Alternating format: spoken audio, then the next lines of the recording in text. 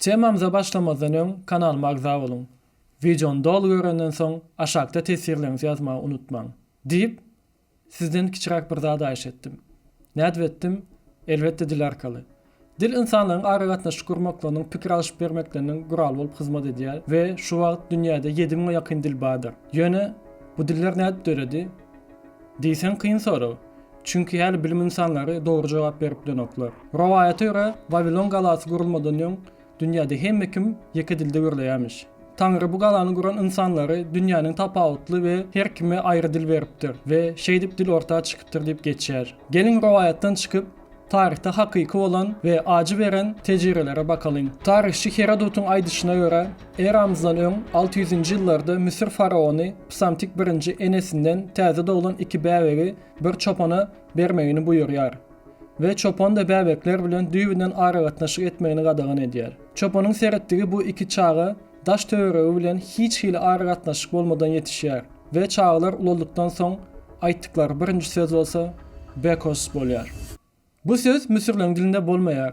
Asyl ýeri bolsa şol ýyllarda näçe ýyl ozal ýaşap geçen Frigleriň dilinde çörek diýmekmiş. We şo döwrüň insanlary Müsürlüň dili Frage dilinden gelip çykanyny düşünipdirler.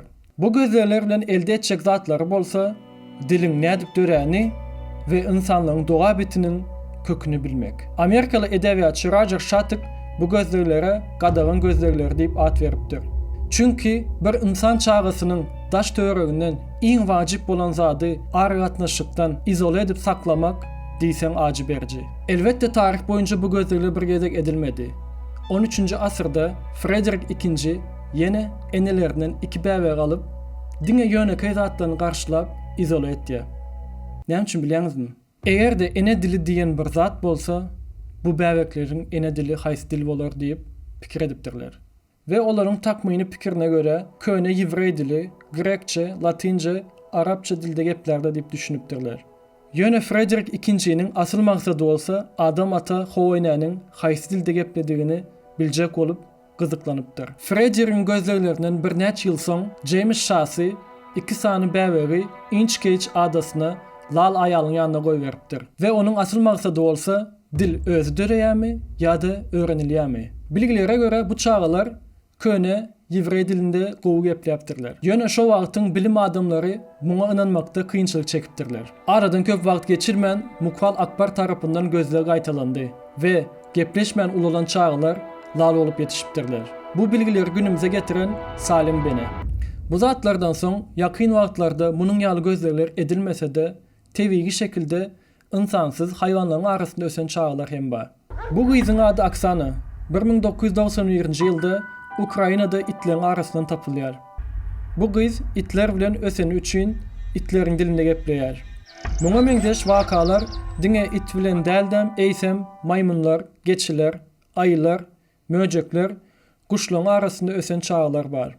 Aragatnaşyň başga ýoly tebigi şekilde çäresiz eneden lal olup doğulmak. Bu insanlar beden dili arkaly el hereketlerini, yüz mimikalaryny ulanyp aragatnaşyk gurýarlar. Her ýurdun öz lal dili bardyr. Bu lal dilinden başga da Nikaragua lal dili bardyr.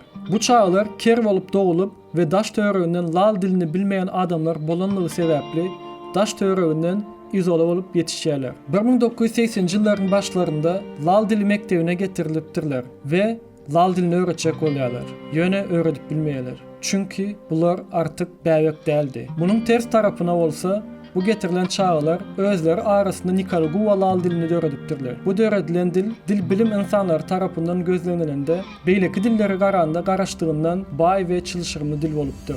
Bärden diňe bir zat çykaryp biler. Aragatnaşyk gurmak üçin ses wajyp däldir. Videonun başında 7000 ýakyn dil bar diýdim. Ýöne dil döreýşýaly ýitip hem bilýär. Şu wagtda çenli dünýäde 400 dil ýitendir. Munyň bir sebäbi bolsa migrasiýa. İnsanlar göç eden wagtlary ýaşan ýurdunyň dilini köp ulanmana başlaýarlar we şeýlelikde öz ene dilini unutýarlar. Kerim Gurban Epesowyň şeýlerak goşgusy bar. Ene dili moddan gaçar diýýärmi? Hey dile moddan gaçarmy oguşýan? Gen görüp oturmaň. Käbir pursatda şola mümkin eken. Hawa bagyşlaň. Bu goşgynyň 3 benini aşakda goýup geçerin, okap görün manaly goşgy. Buların hemmesinden başka da her yurdun, velayetin, eysem, etraflar arasında şive tapawudy vardır. Şiveň döreme sebebi göçmekden olýar. Görüşüňiz ýaly dilin nädip dören hakynda entek hiç zat bilemzok. Ýöne şunu unutmaly däl. Dilin, şiwenin hiç ähmiýeti ýokdur adam bolmadykça.